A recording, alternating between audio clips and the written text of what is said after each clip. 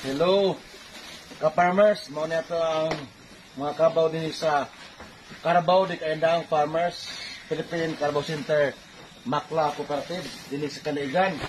Sumaan na palawag ka sa itong kabaw. Mga gagami. Mga sige, ito. Sige.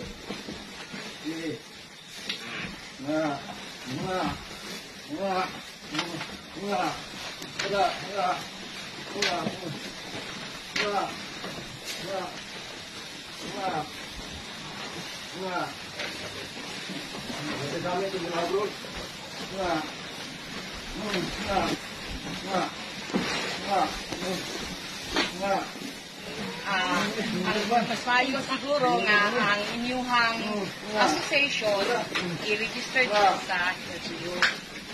Moment yun na unta ang amuang ipangayo nga kanang na yung mga cooperative and association i-register dito sa LGU.